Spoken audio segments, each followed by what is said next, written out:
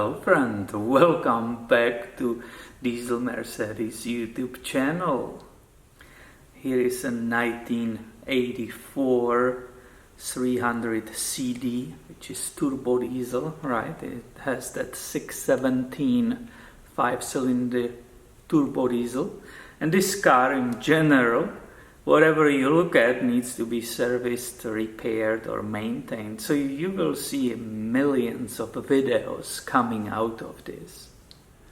So I brought it here in the shop, and the first thing which I did is, of course, I put it on these ramps which I made in past. This is what I'm talking about.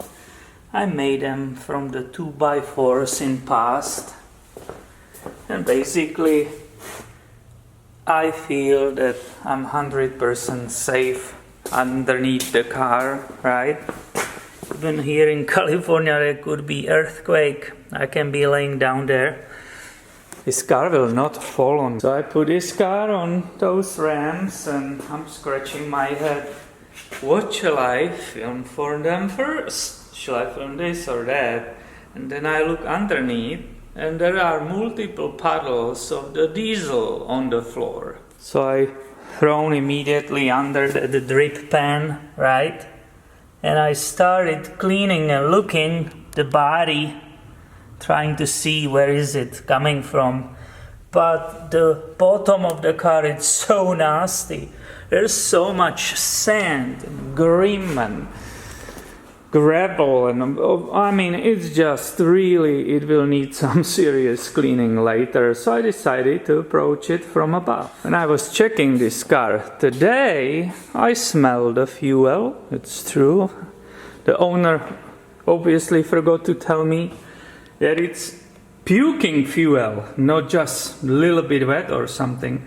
But I remembered this area was actually completely wet, and when I touch it with my finger, I had that diesel fuel, definitely bunch of it on my finger. So what I did, I wiped off these lines, right, to make them clean.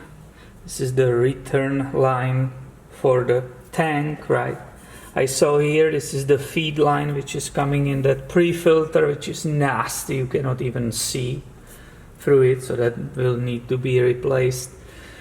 And then I start checking these other ones, right? Looking on those fittings here. I carefully checked the tightness of these. I carefully checked this one, which gave a little bit, right, when I put a socket on it. But they were pretty okay. And that means that gives us this one as the last one. The 22 wrench is not big enough. I believe it needs 23. So I use my crescent wrench, which you can see right here. And then I very carefully approach this, right? This bolt, actually, you are dealing with it when you are screwing on the filter, which is underneath, the main fuel filter. So I came here. Well, as you are expecting already, this was completely loose. That wasn't even tight. It was just barely sitting there. So with the very small torque, as I said, these are very delicate parts and pieces. Cannot be really putting much of torque on it. Very carefully tighten this bolt. And there is no doubt in my mind that that was the reason of that leak, because it was really leaking a lot. So let me open the garage door so I don't suffocate here.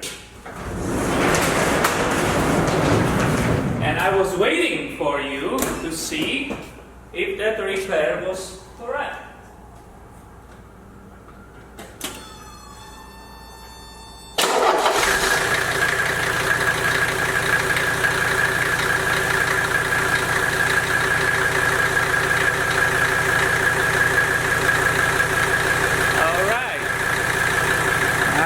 Move the camera so you can see for yourself. And this is obviously what we want to see. It's perfectly dry engine is running excellent. There are no problems with the fuel system right now. And there might be no other problems with the fuel system, but there are millions of others. For example, this mount for this filter broke, and I'm anyways sick and tired of looking at it, so I will be removing and modifying the entire intake and exhaust in the future. So make sure you are subscribed so you don't miss any of those videos. Thank you for watching and have a wonderful day, my friends.